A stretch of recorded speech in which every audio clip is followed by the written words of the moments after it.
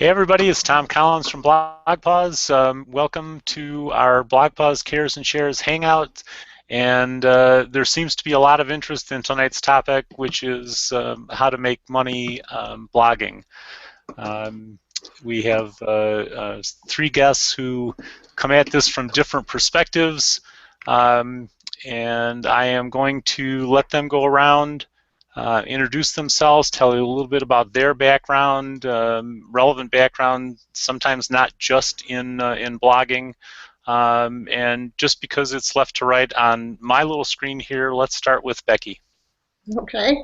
Hi, I'm Beke Lubeach. I'm with Dogmone Marketing Solutions. This is my first hangout, so thanks for having me. I come from a background that's a little bit less traditional than all the bloggers here because I come from a media background. I worked 20 years in programming and online as well as television, print, radio, advertising sales. So I'm the person that you're probably trying to sell to and have a unique perspective on what I look for in a blog or any type of advertising, and being able to evaluate that. So that's my take on why I'm here tonight. So Beke is the fish. So Jim, what's the bait? The bait. My background. Introduce yourself first. I'm sorry.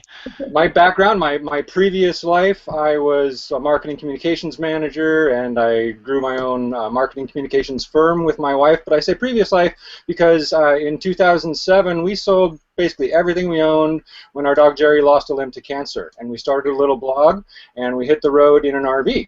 And since then, for the past 7 years, we've been growing Tripawds from our mobile headquarters, and we now roam with Wyatt, our spokes dog. But Tripawds has grown into a multi-site network, a WordPress blog hosting network where I host close to 1,000 blogs now. We've got 7,000 registered members, and over the years we've been developing various ways to monetize our little blog that has now become our full-time labor of love, and that's my bait. Okay, well, important point actually, there. Tripawds, what Tripawds is, three-legged dogs. Our tagline is it's better to hop on 3 legs than limp on 4. We support those who face amputation for their dogs and cats. Excellent, excellent. I wanted to make sure nobody lost sight of the fact that all that growth and that big, fabulous community of blogs that you run now, it was 7 years of getting there. This is not a story of overnight success, and if there's a message to be had here, there's just no such thing. You work for years and years, and poof, you're a success. Kimberly, tell us a little bit about you and your blog.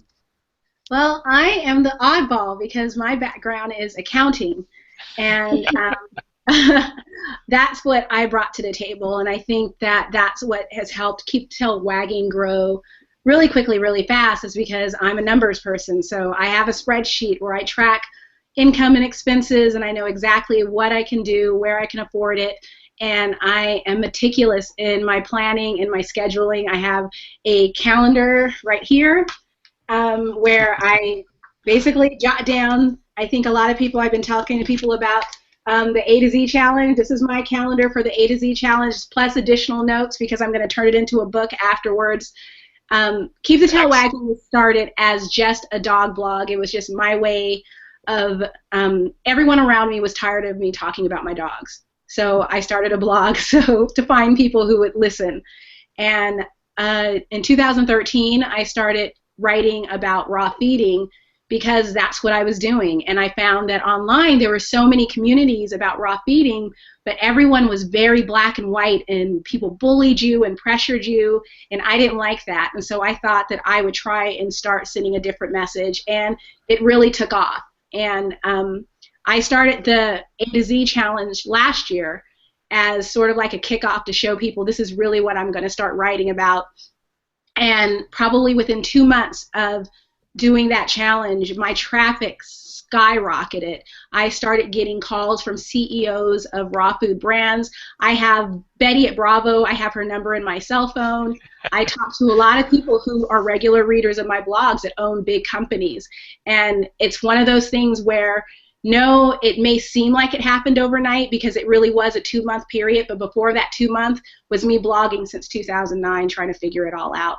Yeah, excellent. Yeah, that's the whole thing. And one of the questions we talked about addressing was this notion of, can anybody do this? Can anybody make money with a blog? And I'm going to just throw out there, I'm guessing most of your responses are going to be yes and no. Becky? That's a good start. Sure. I think that, yes, anybody can with the right tools. No, if you don't have the right tools, you probably can't make money at it. You're going to hear from me, the most important thing that I'm looking for is a return on my investment. So what does that mean in terms of what you're able to provide to me? Do you have a large audience? Is it interactive? Do they come back more, often? Do you have repeat visitors to your blog?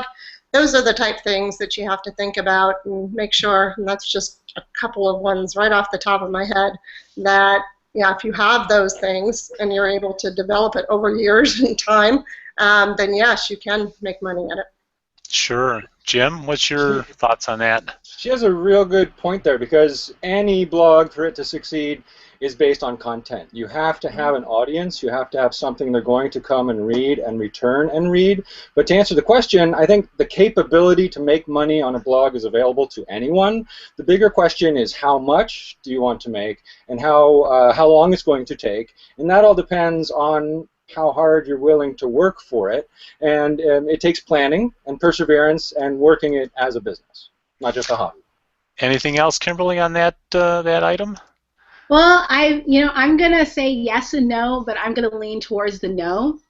Oh. And the reason why is simply because I think a lot of people still come into blogging with the mindset that people had a decade ago, where, when I first started blogging, I knew people who were making $30,000 a month just with Google AdSense and brand campaigns. And those days are long gone. But we still have people coming into blogging, and they're hearing about these old school bloggers, the pro blogger, the digital photography school, that are making all of this money, not realizing that they've been around for a long time. They have a lot of products that they're selling. They're a different beast altogether. They're a business, a corporation. So if you come into blogging multi-authors and mindset, then no, you're going to be frustrated and it's going to be hard. And take that from someone who was there. But if you're ready to put in the work, I work about 25 extra hours a week just on my blog alone. I'm constantly networking, communicating, talking to people. And what Becky said about return on investment, that's what my schedule is for. I'm very careful about how I spend my money, where my investments are. I do marketing. I work with a business coach. I do a lot of things to bring my blog forward. I wasn't always able to do this. There were times when I was spending $20 a month on my blog. But it does take a lot of time. It does take an investment, and it can be done. But you just got to be willing to put the work in there and put the time in there. Okay, yeah. So we've hinted at, I think, so far, the notion of advertising and sponsorships as the ways that blogs and bloggers can make money. What other options are there? We'll work back the other way. Kimberly, you want to pick up on that? How else can you make money using a blog? And I don't want people to get the idea that the blog is making the money. It might seem that way with advertising. Yeah. But all that work you kept talking about, there are other possibilities for how your blog can become a platform for making money. Right. I put in a tremendous amount of time creating products. Not all of them are released now, but right now I'm working on a raw feeding book that I'm going to sell through my blog. Right. I'll be, hopefully before the end of the year, I'll be offering consultation services for people who are interested in raw feeding. I want to start a community outside of Facebook for people who are interested in raw feeding. It'll be a membership community. Those are the type of ways. I also, of course, the traditional advertising, but I don't participate in campaigns because of the niche that I'm in. Mm-hmm. So I've had to be really creative about how I'm able to make money. And simply, for me, what has worked best is creating that quality content and constantly pumping out really good content to set myself up as an authority in an area. And Yep. from there, take that when I'm networking with brands and other dog owners to show that, hey, I know what I'm talking about. But right now, the biggest thing that brings money to me is affiliate marketing. So, Amazon.com, Commission Junction, Pet360, those are the things. That's how I make the majority of my money. Interesting. Jim, what about you? What beyond the advertising realm are you doing or seeing others do to make money? Sure, I'd love to share because Renee and I have another hat we wear, and we've actually written an ebook about how to make money online because we work from anywhere.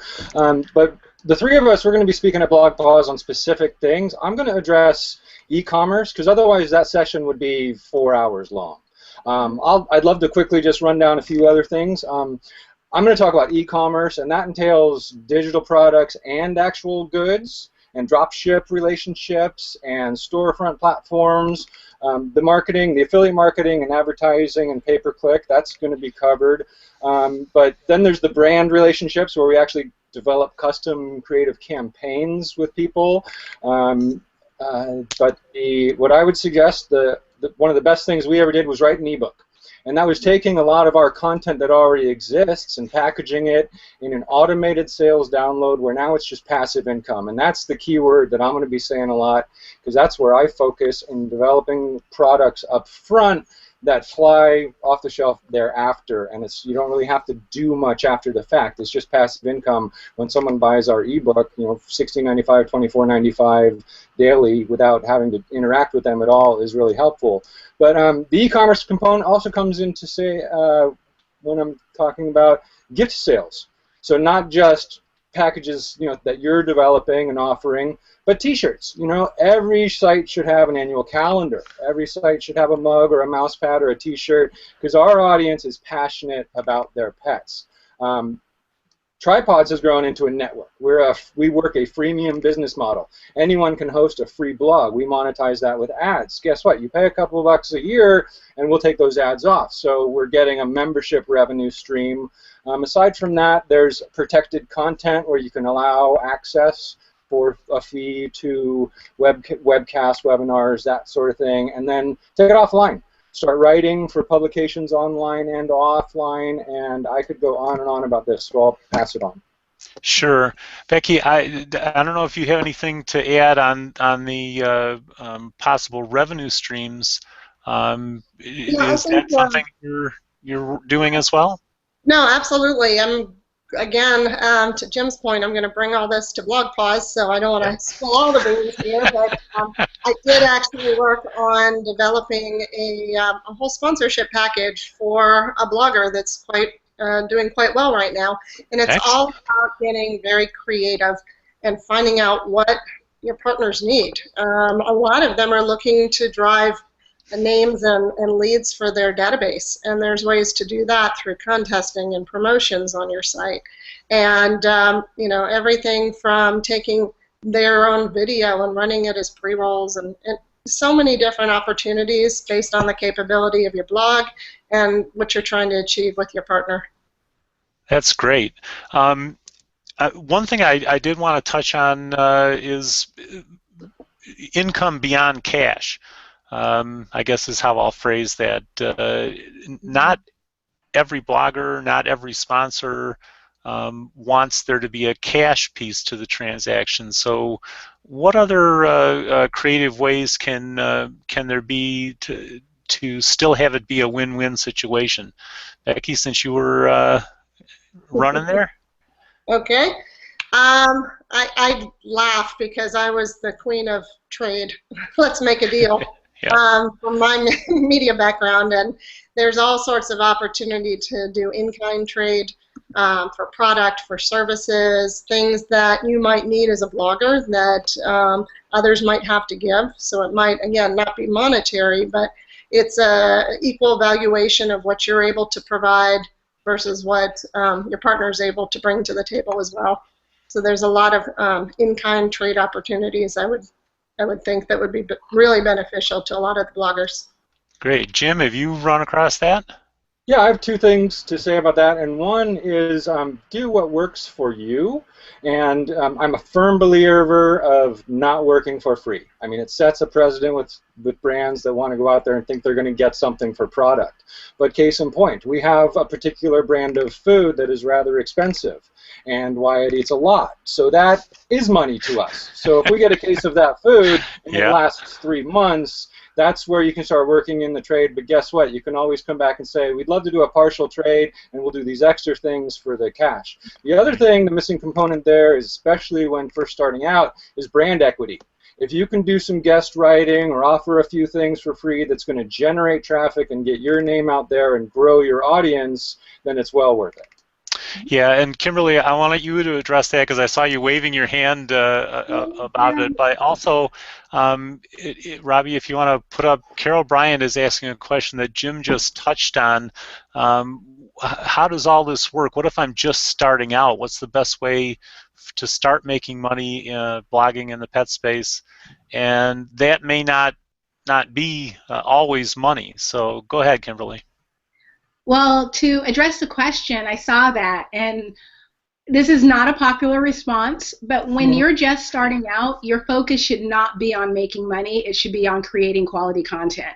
And the reason why is because you don't know if you'll still be doing the same thing six months from now.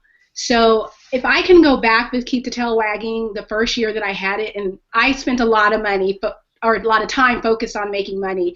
I wish I would have spent that time focused on creating content, finding my voice, figuring out what I wanted to write about, because maybe I would have landed into dog nutrition a lot sooner than I did.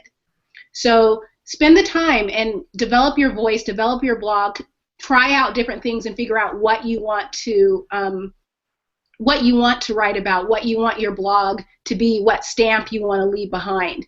You can always join the BlogPaws network and participate in campaigns, but that really should be a sort of like a background thing. Your first step should be creating content, understanding Google Analytics, understanding your blog, understanding how to content market, so that when you actually are ready to make money, you can hit the ground running, and you're not a year from now trying to learn all of these things as well as appeal to brands.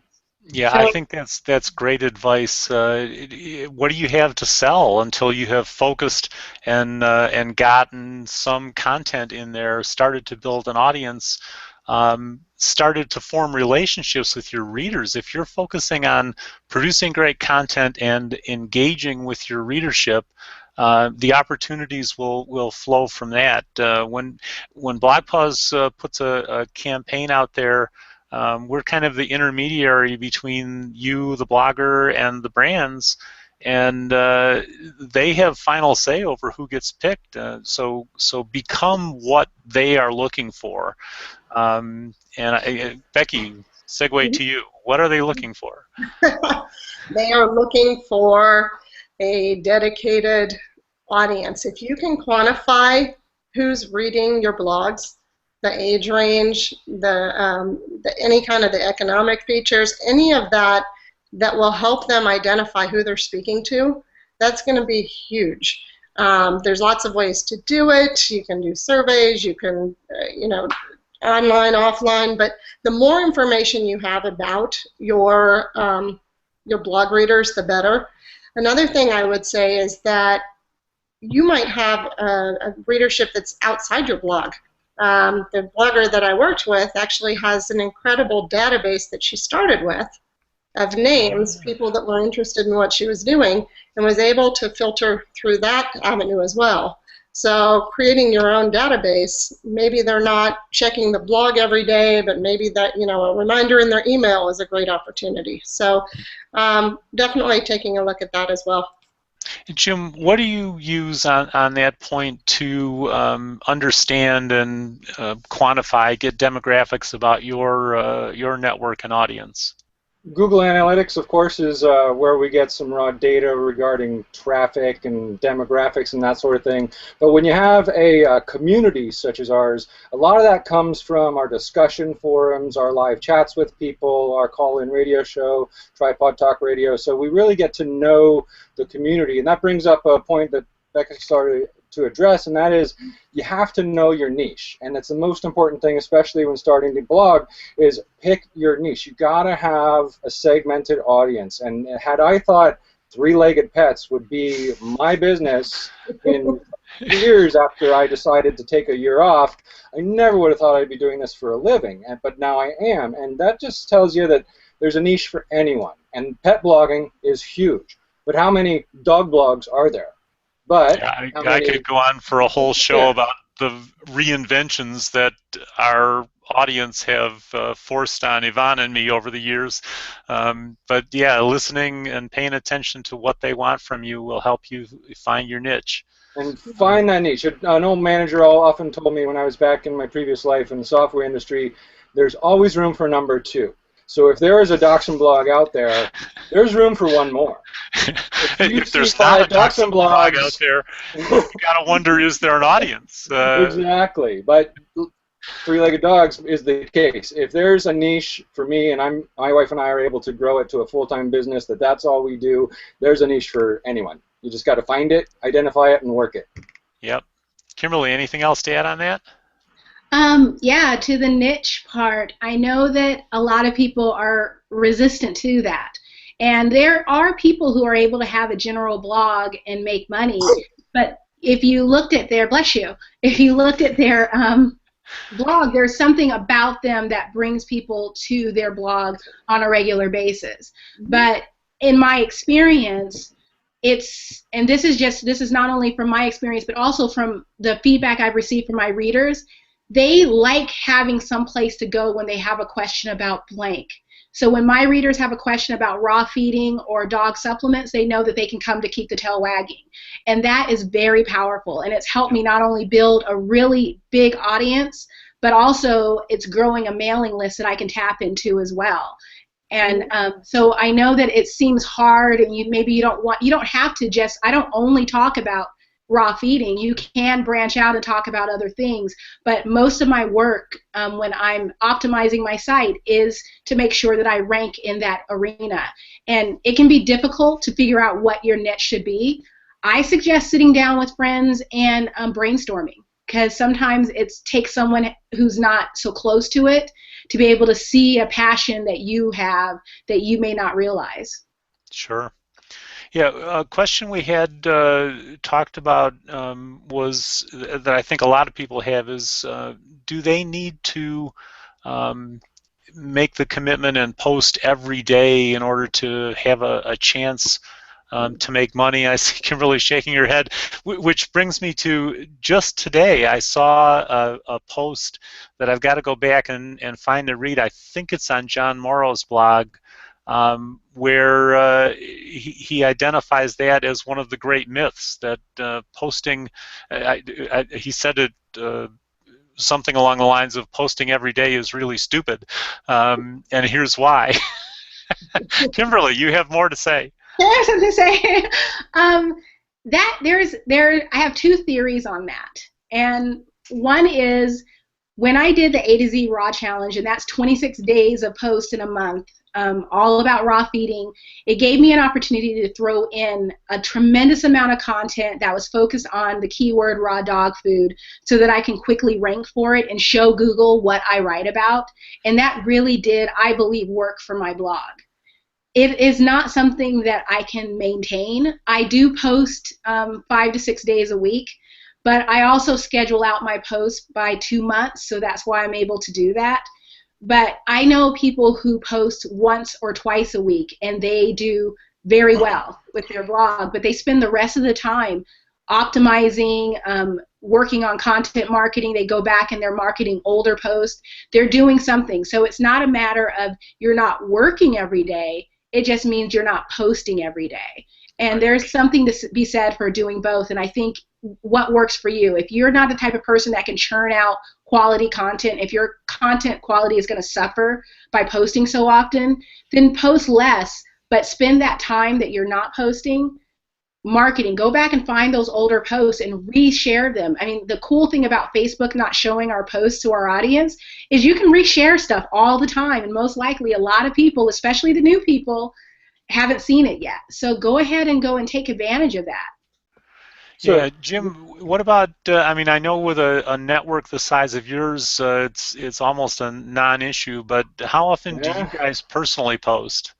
Ours case is different. I would love to address the question by name checking Lena West. Okay, she had some of the greatest advice always, but one thing she said about this was spend less time writing and more time marketing. So by all means, you can write once or twice a week and spend those other days promoting the heck out of it. Our case is a little different. On our network, we've got 5 featured blogs. So we talk about nutrition in one blog, helpful gear in another, downloads that are helpful for people, an Amazon blog, and gifts blog. So we end up writing each day, but the rest of the day is spent, marketing that stuff and spreading the word and digging through those archives and sharing that stuff. Beke, from the other point of view, is it vital to you that somebody posts every day or very frequently, or what do you look for? I'd say a few times a week is sufficient, because there's so many of the bloggers out there, and there's so many good pieces of content and things you want to read, but the average person cannot spend all that time reading. So schedule it when it makes sense, when you've got something really important to say, but you don't have to be out there every day, because nobody's going to read it every day. So that's a real reality check for everyone. You're just nobody's that good. Real quick on that topic, one last thing is the key is consistency, not frequency. So if you're blogging, blog the same day every week, so people know when it's coming up, and always back it up with some sort of newsletter that's going out less frequently, but still same time, same subject. Have some sort of consistency, and do yourself a favor by writing an editorial calendar so you know what you're going to write about when, and you don't sit down in front of your computer. What am I going to write about? And your 20-minute blog post becomes a 3-hour job. If it's Tuesday, I must be writing about such and such, right? Tripod Tuesday. Yeah, there you go. Keep in mind, a lot of the posts that I wrote a year ago are getting traffic today because people are searching it and they're finding it. So I spend a lot of time working on my optimization and on my keywords. So don't think that just because you posted it today and no one read it, no one commented on it, you'll be amazed. A year later, the posts that become the most popular post, potentially the most money-making post. I have a post that I wrote over a year ago that makes $100 a month. So it's one of those things you just never know. So don't not write, but just keep in mind, find a nice balance between writing, content marketing, and understand that just because it may seem like crickets today, a year from now, you might not be able to keep up with the comments that are coming on a post that strikes a chord. Yep. So the Speaking of comments, we have a great comment from MK Clinton, just echoing you guys, saying there's an audience for everyone on absolutely any subject, and then save me a place in your session. So you don't have to worry about audience when you get to BlogPaws. I wanted to just ask. Oh, I'm sorry, Jim. Were you about to add something? The one last thing on the content development, the one couple of posts that you want to spend the most time on, especially when starting out, is what's called pillar posts. Google it, whatever you want to do, but you need to have some sort of 2 or 3, 4, 5 most pillar posts, which are much longer, much more informative, and much more in-depth, but they're those archive posts that are going to get the most SEO traffic over the years and make you the most money. Other than that, Yoast will actually penalize you for having words that are too complicated or sentences that are too long. People don't read it. You want to get out there with, here's my post, here's what you want to know today, because I know you're going to click like and go somewhere else. Yeah, going back to my olden days, past career as a lawyer, I spent a lot of time trying to teach young lawyers to write short words, short sentences, short paragraphs, and at a 5th grade level, because they're writing to judges after all. So Anyway, we're winding down here as far as time goes, although we don't have to stop on the dot by any means. I wanted to get to the one last question here, and if you can just in a few sentences try to capture what the mindset of a blogger who is looking to make a career, make a living at blogging ought to be. Maybe back to Becky. Sure. This thought has been going through my head since we were talking about finding your niche. Really, there's a book on it. We'll talk more about it. Differentiate or die. You have to stand out from the pack. Okay. There's so many out there, and be unique, be yourself, find what's really important to you. Right. Jim? I think the mindset needs to be business-minded. I think you have to have a planner, you have to have an editorial calendar, you have to go to BlogPaws, you have to attend different sessions and webinars. You've got to work it like a business. You can't think, oh, I just want to make money with my blog. No, it's not a blog. It's a business. Invest first, then make money. It sounds right. like Kimberly's line. She's Blood, the sweat, and accountant. tears. Kimberly, any other thought on that? They took mine. That's fine. All right, well then I'll turn to you the best first. mindset that I have, and it was like the first piece of advice I ever got at my very first blogging conference, and that was when I realized that you could actually make money blogging, and that was fake it until it's real. And that works so well because, you know, when I step into Pet Expo or a WordPress conference, anything that I do, I fake like I am the top blogger out there, and I talk like that. For the first 2 years of public speaking, I practically vomited before I would speak. I was so nervous and terrified. But when I got behind the microphone, I became a different person. Fake it until it's real, and then before you know it, it will be real. Great advice. All right, we like to wrap these by asking each of you to tell us what your current pet project is and where can people find you and it. Kimberly? Well, right now I am working on a book about raw feeding, the BARF model, biologically appropriate raw feeding, vomiting. I love it. And that is something that I'm so excited about, and I hope to have it finished before BlogPaws. You can find me, of course, at keepthetailwagging.com, and I'm on Facebook and Google+, and my email is kimberly@keepthetailwagging.com. I am excited to talk to bloggers about blogging and making money, so feel free to email me. If you catch me on a good weekend, we can have a session on the phone where we just brainstorm. I do it all the time. It's so much fun, and I hope you are going to come to BlogPaws because it is the best week of the year. And we don't have any FTC problem. We did not pay her to say that. Jim, what's your pet project these days? My current pet project is a major overhaul of the Tripawds.com network primary site. We're going to launch something totally new and more friendly and more helpful by the time BlogPaws rolls around. The other one is the third in a series of Tripawds ebooks. We've got 2 out so far. The third is going to be focused more on cancer in pets and how to deal with recovery and care there. So Tripawds.com, those are the big projects, and you can reach us at Tripawds pretty much everywhere. But the big thing that we just recently launched is Tripawds.org.